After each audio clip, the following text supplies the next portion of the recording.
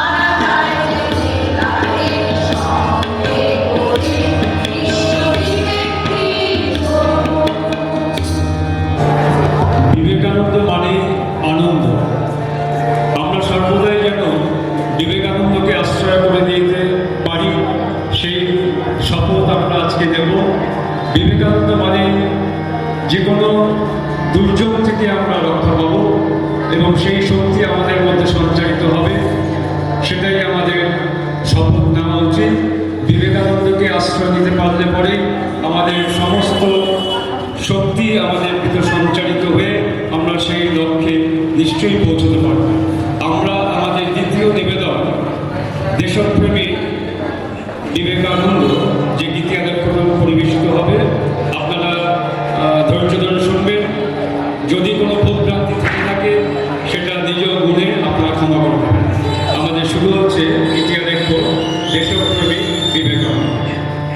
গীতি আলেখ্য দেশপ্রেমী বিবেকানন্দ, রচনা ও সংকলনে শ্রী সত্যব্রত আইচ, প্রযোজনায় বিশ্ব বিবেক তীর্থ। শুরু হচ্ছে দেশপ্রেমী বিবেকানন্দ।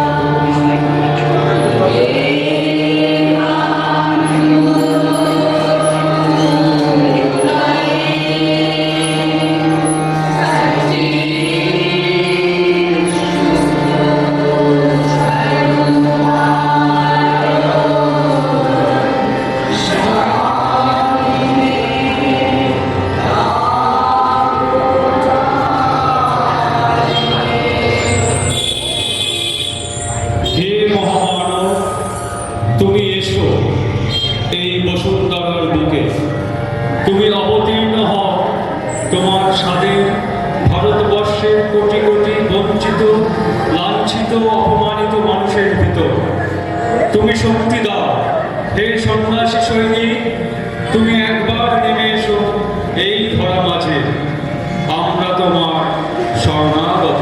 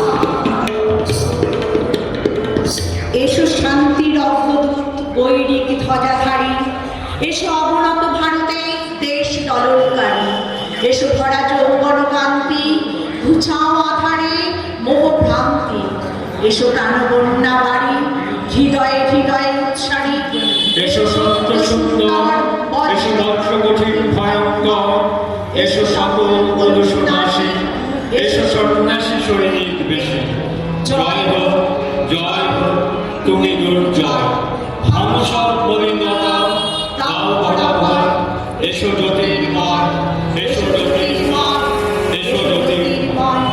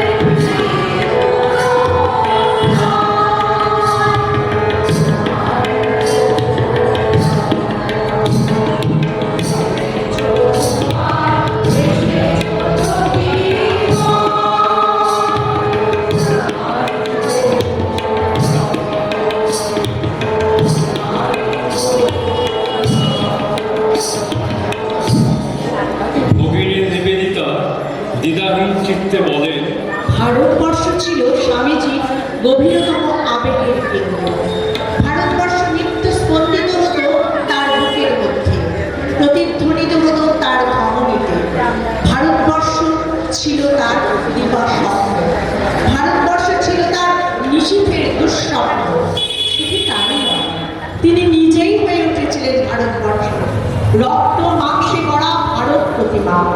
ভারতের আধ্যাত্মিকতা, তার পবিত্রতা, তার প্রজ্ঞা, তার স্বপ্ন এবং তার ভবিষ্যৎ সবকিছুর তিনি ছিলেন প্রতীক। হে ভারত, আত্মার মূর্ত বিগ্রহ, তোমায় প্রণাম। হে তেজস্বী প্রবল সন্ন্যাসী, তোমারে প্রণাম। বঞ্চিত নিপীড়িত জনতার হে মুক্তিদূত, তোমারে প্রণাম।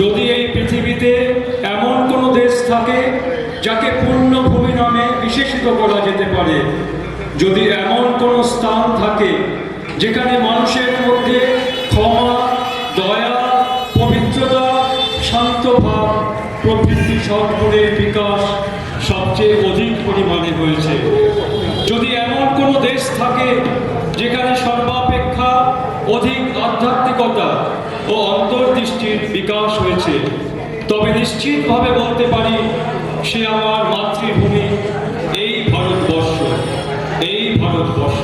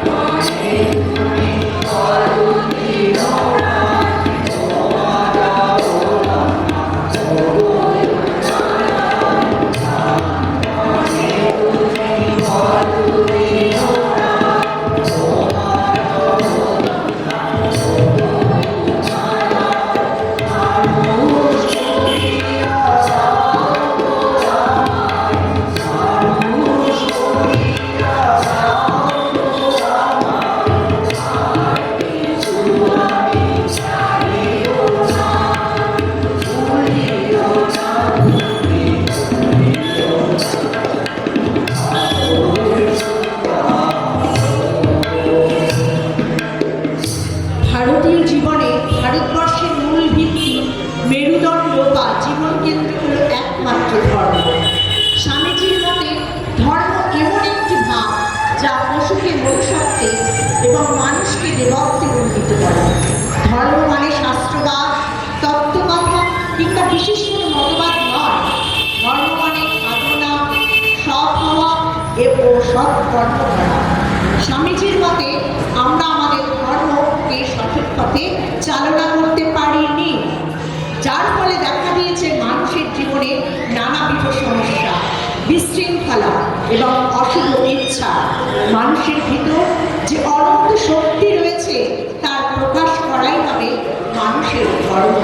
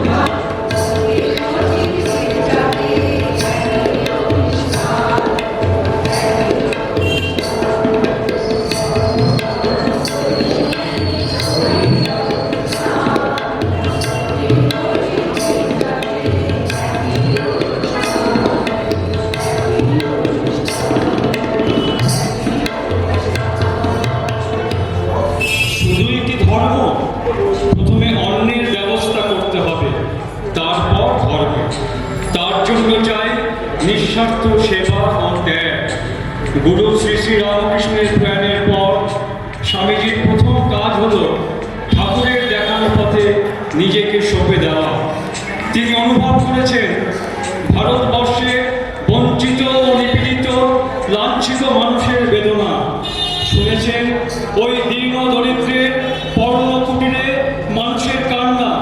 তিনি স্বচক্ষে দেখেছেন মানবতার দুঃসহ অপমান।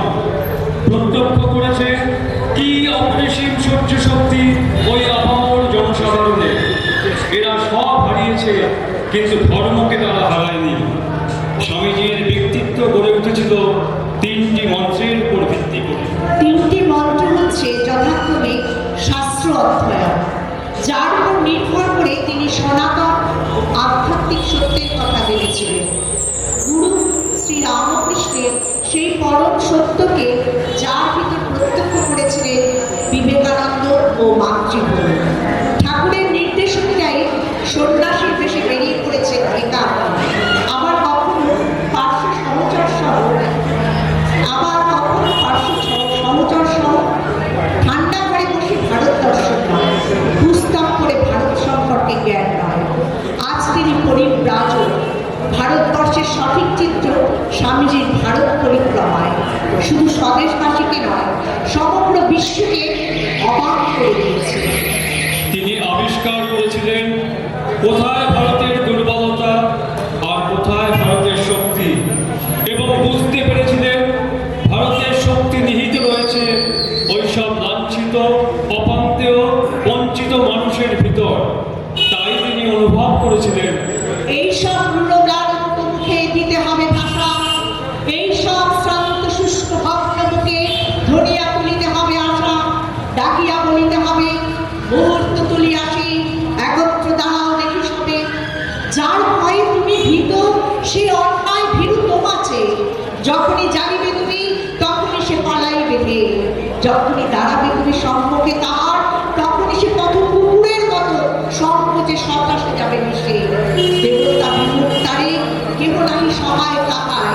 মুখে করে আস্ফালন, জানে সে হীনতায় আপনার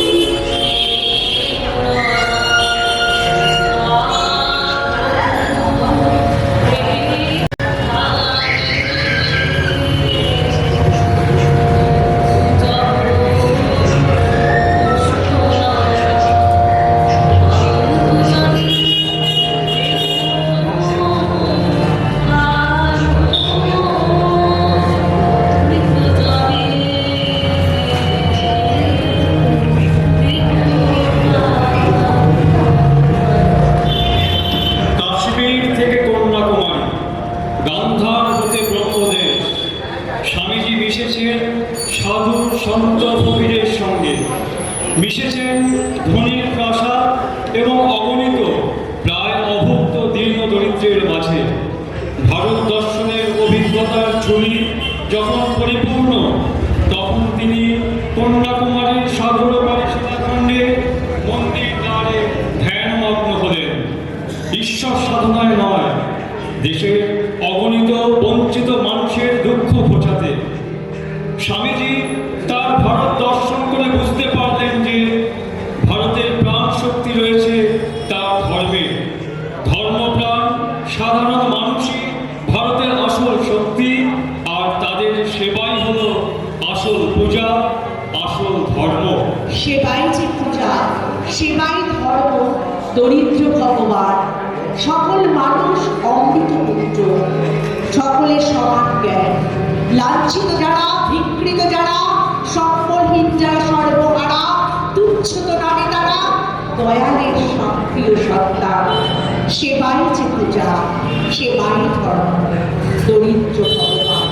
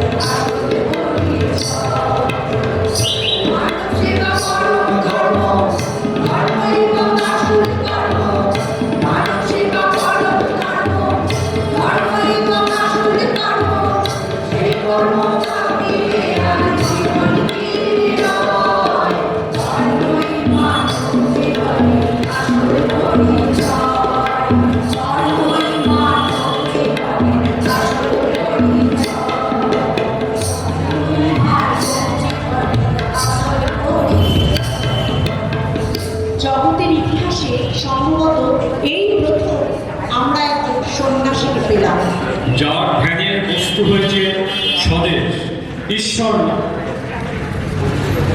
স্বামীজির কাছে ঈশ্বর এবং মর্তের মানুষ একাকার। তিনি বুঝলেন যে ভবিষ্যৎ ভারতবর্ষ অতীতের চেয়ে আরো গৌরবময় হয়ে উঠবে যদি এই বঞ্চিত মানুষের দারিদ্র্য, অশিক্ষা, কুসংস্কার দূর করা যায়।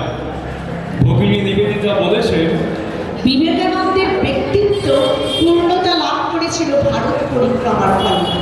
যে ভারতবর্ষের পূর্ণাঙ্গ রূপ তিনি খণ্ড বিচ্ছিন্ন বিক্ষিপ্ত প্রাদেশিক ভারতবর্ষের বাইরে তিনি মহারাষ্ট্রের সন্তদের কথা ভক্তি ভরে বলতেন। আবার দক্ষিণ ভারতের শাক্ত ও বৈষ্ণবদের কথাও সমানভাবে ভক্তি ভরে বলতেন। যেমন বলতেন আকবরের কথা, তেমনি বলতেন শকুন্তলার কথা।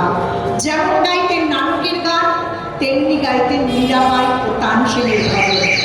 তিনি ভারতবর্ষ বলতে বুঝতেন ধর্মের সব জাতির, সব ভাষাভাষীর মানুষের মিলন ক্ষেত্র, ভারত তীর্থ। পূজা পূজা খেলা আর দৈবময় অর্থহীন মন্ত্রোচ্চারণ নয়, চাই নিষ্কাম সেবা। সেবা ধর্মের শ্রেষ্ঠ ধর্ম। তুমি এ যুগের পরিত্রাতা, তুমি জ্ঞান গুরু, তুমি ভারতবর্ষের সর্বশ্রেষ্ঠ দেশপ্রেমী। তোমারে প্রণাম, তোমার চরণে নিবেদন করুন আমাদের ভক্তি, আমাদের অঞ্জলি।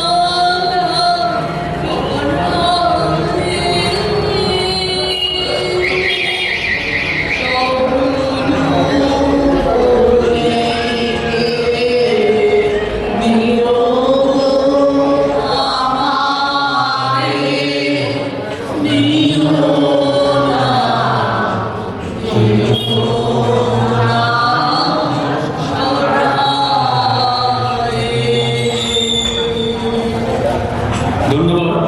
এবার আপনাদের সামনে একটু পরিচয় ছেড়ে দিই। বিবেকানন্দ নারী জাগরণের কথা বলেছেন, তো আমরা যারা মঞ্চস্থ করলাম যে রীতি আদায় খুঁটি এবং যারা আজকে এই অনুষ্ঠান মঞ্চে উপস্থিত আছেন, এটা হলো প্রতিষ্ঠিত উদাহরণ যে নারীরাই দেশের শক্তি। সেই নারী জাগরণকে সামনে রেখেই আমাদের আজকের যে উপস্থাপনা দেখতেই পাচ্ছেন, যারা আমি এক এক করে পরিচয় করে দিই। অংশগ্রহণে শ্রীমতী কণিকা দেবনাথ, দ্বিতীয় শ্রীমতী পিয়ালি রায়, সুভাষচন্দ্র রায়, শ্রীমতী মহুয়া দত্ত, শ্রীমতী গোপা বসু, বিশ্ব ব্যক্তিত্বের সম্পাদিকা, শ্রীমতী নন্দিতা সরকার রায়, শ্রীমতী বনানী সরকার, শ্রীমতী মৌসুমী ঘোষ, শ্রীমতী শুভ্রা দে, শ্রীমতী মনিকা রায়, ইনি হলেন বিশ্ব ব্যক্তিত্বের সভাপতি, এবং আমি অশোক কুমার ঘোষ। আমার আজকের এই অনুষ্ঠানে তবলা সংগত করলেন শ্রী কল্যাণ কুমার ভৌমিক। নমস্কার। এখন আমাদের তৃতীয় এবং শেষ নিবেদন যেটি হবে, বনানী সরকার বিবেকানন্দের দুটি প্রিয় সঙ্গীত পরিবেশন করে আপনাদের শোনাবেন। নমস্কার। বিশ্ব বিবেকৃত এতক্ষণ যে অনুষ্ঠানটা করলেন তার জন্য তাদেরকে অশোকপাত রিক্রিয়েশন ক্লাবের পক্ষ থেকে তাদেরকে সাধুবাদ জানাই তাদের এই অনুষ্ঠানটা করার জন্য। তাদের জন্য আমাদের ডাক্তারবাবু, হ্যাঁ ও আপনি এখন ওদের দলে চলে গেছেন, খুব ভালো হয়েছে। এখন আমাদের ক্লাবের পক্ষ থেকে ডাক্তারবাবু এই পুরস্কারটা আমাদের দিয়েছেন বিশ্ব বিবেকৃতকে দেওয়ার জন্য। তারা এত কষ্ট করে শীতের বেলা এসছেন, সেই জন্য আমরা বিশ্ব বিবেকৃত যিনি সভাপতি কিংবা সম্পাদক আছেন তাদেরকে আমরা ডেকে নিচ্ছি, এবং অশোকপাত রিক্রিয়েশন ক্লাবের সভাপতিকেও আমি ডেকে নিচ্ছি। তাদের হাতে আমাদের ক্লাবের পক্ষ থেকে সামান্যতম পুরস্কার দেওয়ার জন্য। এবং তাদের আগে কৃতজ্ঞতা বোধ জানাটা শোনো, যে চির সন্ন্যাসী, ধর্ম সন্ন্যাসী, কর্ম সন্ন্যাসী, পরিব্রাজক সন্ন্যাসী, প্রয়োজনে জ্ঞানমুক্ত বৌদ্ধ সন্ন্যাসী, তোমার চরণে আমাদের সবার প্রয়োজনতা। কিন্তু আমরা প্রত্যেকবারই বিশ্ববিবেকতীর্থ না, এটা আমরা করে এতটা আলোকিত হয় না। আজকে বিশ্ববিবেকতীর্থের উপস্থিতিতে আমাদের এই অনুষ্ঠান, এই শ্রদ্ধাঞ্জলি অনেক অনেক আলোক থেকে আলোকমান, আলোক উজ্জ্বল হয়ে উঠেছে। তাই আমি ওদেরই দলে, তোমাদের দলে না। যাই হোক, ভালো হয়েছে। না, এই অনুষ্ঠানটা করার জন্য কাকিমার অবদান অনেক।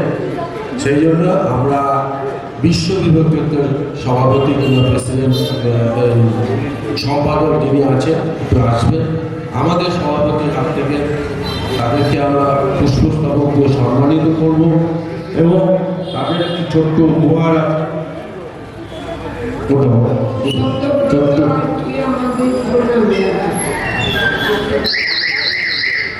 পুরস্কৃত করা হলো।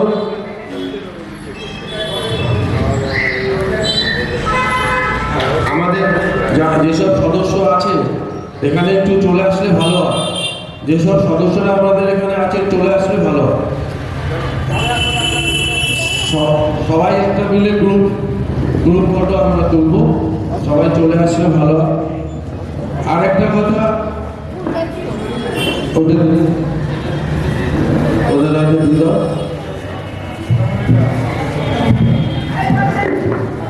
আরেকটা কথা আমার বলতে ইচ্ছা করছে, এই বিশ্ব বিবেকতীর্থের যিনি ফাউন্ডার, সেই সত্যব্রত আইচ, তিনি আমাদের সঙ্গে আজকে নেই, বলেছিলেন আসবে। যাই হোক ওনার কাজ পড়ে গেছে বলে উনি আসতে পারেনি, তাকেও আমরা সম্মানিত করতে চাই। তাকে কাকিমার হাত দিয়ে আমরা ওই আমাদের ছোট্ট পুরস্কারটা দিতে চাইছি। তাদের বিশ্ববিভূতিত্বের অশোক কুমার ঘোষকে আমি বলছি কাকিমার হাত থেকে সেই পুরস্কারটা নেওয়ার জন্য। সত্যব্রত আজ বিশ্ববিভূতিত্বের প্রতিষ্ঠাতা, তার প্রতি আমাদের সবার প্রণাম রইল।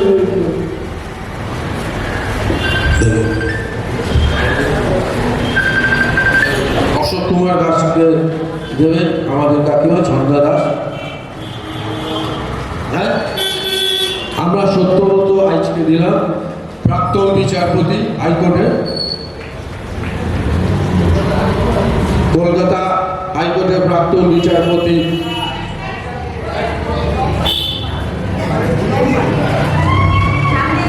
পেছনে যাও, পেছনে যাও।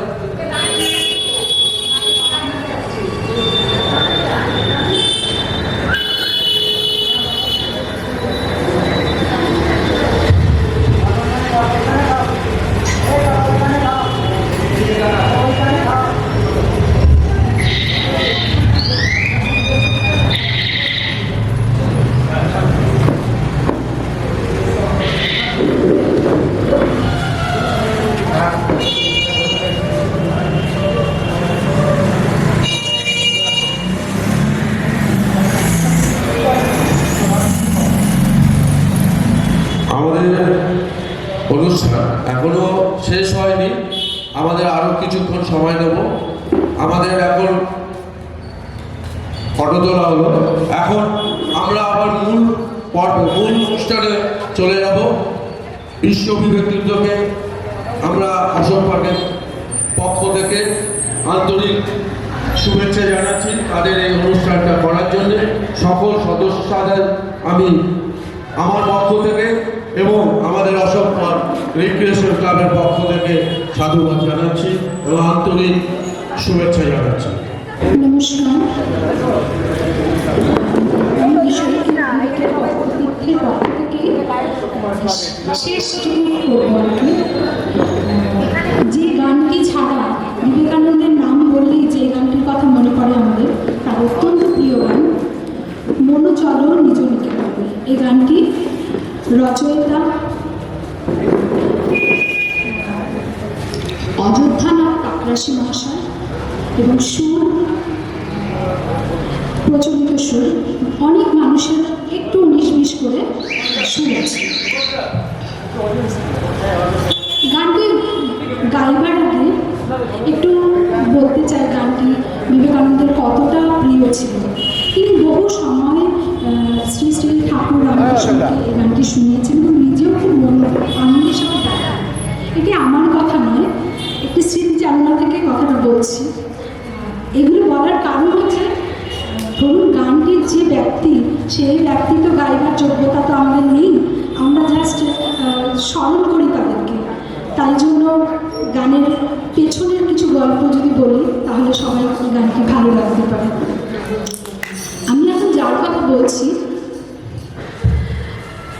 তার স্মৃতিচারণ থেকে এই গানটি। তিনি আমাদের কাছে পরিচিত বসুমতী মা হিসেবে, যিনি বসুমতী পাবলিশিং হাউস প্রতিষ্ঠা করেছিলেন। তার একটি স্মৃতিকথার একটি কথা বলছেন, আমাকে স্বামীজি শাকচুন্নি বলে ঠেকাতেন। খুব কালো ছিলাম দেখতে, কুচকুচে কালো, হাতের হাড়ের কানের থেকেও হাড় মারাত। কিন্তু তিনি যখন কালো বলে ঠেকাতেন তখন ভীষণ রেগে যেতাম। তিনি এসেছেন শুনলে লুকিয়ে পড়তেন, কিন্তু ঠিক খুঁজে পাবেন। তার নিজেই হাসতেন আর একবার ভালোবাসতেন খুব। আমার কাছে দেখে হাত ভর্তি করে জামরুল, পেয়ারা, কালো জাম দিতেন। কি তার ভালোবাসা! এখন যখন ভাবি চোখে জল পড়ে যায়। এক গ্লাস জল আমার হাতে তার চাই চাই। আবার ঠেকানোর সময় বলতেন, তোর এই কালো হাতে জল খেতে আমার ঘেন্না করে, সেই জন্য জল চাইলে আমি দিতাম না। কিন্তু কে কার কথা শুনে?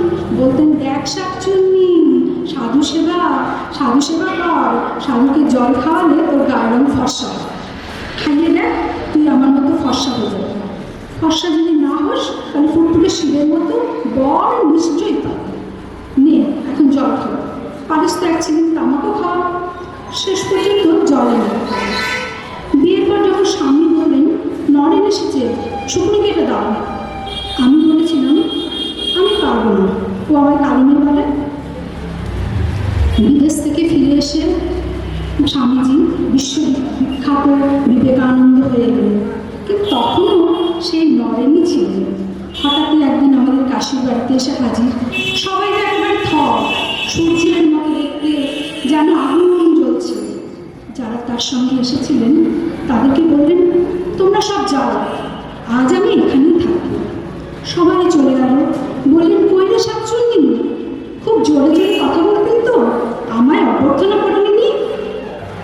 আমি তো কেঁদে ফেলেছি, পুরোনো সব কথা মনে পড়ে গেল।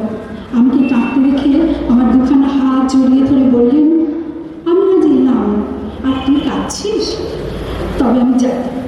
এই বলে আমি ভাবলাম প্রাণ খুলে একটি কথা বলবো, আগের মতো হাসবো, তুই রেখে তোর কালো হাত দিয়ে সাধু সেবা করবি। নিয়ে সব ঘর চলে খুলে শুনল নিচে। আগে তো ছিদিন তামাক খাই, তারপরে কথা হবে, এই বলে টান টান করে শুয়ে পড়ল। তখন কোথায় গেল আমার কান্না, খাবার ব্যবস্থা করতে ছুটোছুটি করতে লাগলাম। আমি যেখানে রান্না বসিয়েছি এসে বললেন মাটি বসে পড়লেন মাটিতে। বললেন আসুন দিন, বললেন না খা, রাখ তোর আবিক্ষেতা। হ্যাঁ রে শাকচুন্নি, শেষ পর্যন্ত তোর হাতে চচ্চড়ি খেতেই এলাম রে। এত থাকতে তোর চচ্চড়ি বড়ির কথাই মনে পড়ল। ওইটি রাজবি বুঝলি, কে বলবে এই আমেরিকা কাঁপিয়ে এসেছেন। আমি যতই বলি ওপরে গিয়ে বসো না, বললেন সে কি রে, আমি কি তোর শ্বশুর ঘরের লোক যে অমন করছিস। একটা গান করি, বাদ্যযন্ত্র কিছু আছে। আমি বললাম আমি কি এসব নিয়ে এসেছি নাকি, তবে থালাটাই দে। থালা বাজিয়ে গান ধরলাম, সে যে কি মধুর সুর, গান ধরে আছে এখন। গান ধরেছে শ্যামা কি আমার কালো রে, কালো রূপে দিগম্বরী হৃদিপত্ত করে আলোরে। আর কি হাসি, বাবা কি আনন্দ না ঝরে পড়ছে তার মনে। আমি যাচ্ছি আর গান শুনে উঠে পালাচ্ছি। তখন তিনি বললেন তবে শোন আমরা একটা ঠাকুরকে যে গানে মুগ্ধ করেছিলাম সেই গানটি শোন। সেই প্রথম দিনের গানটা করলাম, মন চলে নিজ লিখে তোলে।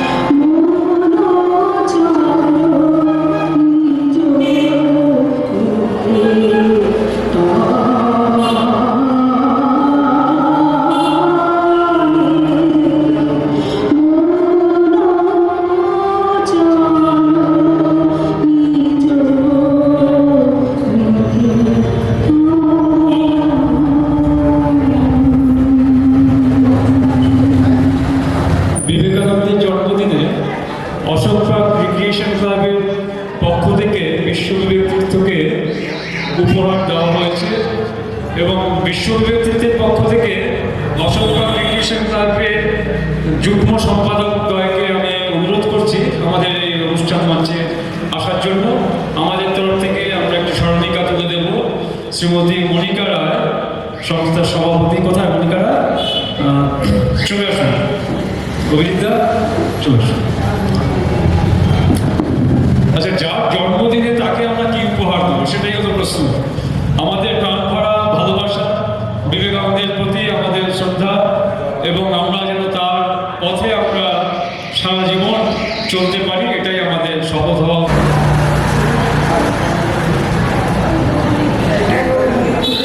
ধন্যবাদ সবাইকে, এবং যারা যারা আজকে এখানে আমাদের এই মঞ্চে কবিতা, গান কিংবা কিছু করলেন তাদের জন্য আন্তরিক শুভেচ্ছা জানাই। খুবই সুন্দর হয়েছে।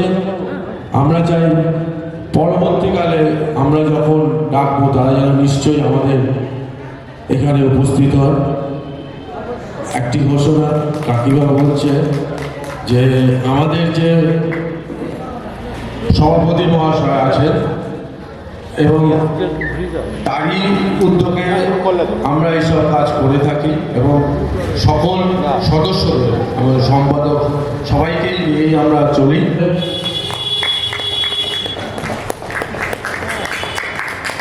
আমাদের অনুষ্ঠান আজকের মতো এখানেই শেষ। আবার জানাই বিশ্ব বিবেকতৃত্বকে আমাদের ক্লাবের পক্ষ থেকে আন্তরিক শুভেচ্ছা। তাদের অনুষ্ঠান আমাদের সবার ভালো লেগেছে, এবং তারা যেন আগামী দিনে আমরা যদি ডাকি তারা যেন আমাদের এখানে উপস্থিত হন, এই বলে আমি আমার বক্তব্য শেষ করছি। গুরু ব্রহ্মা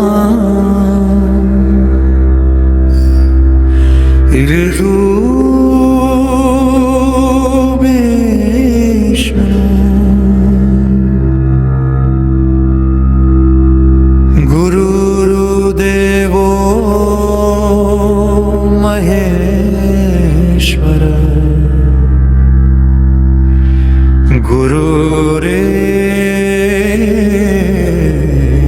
परं ब्रह्म तस्मै श्री गुरुवे नमः। अखण्डमण्डलाकारम्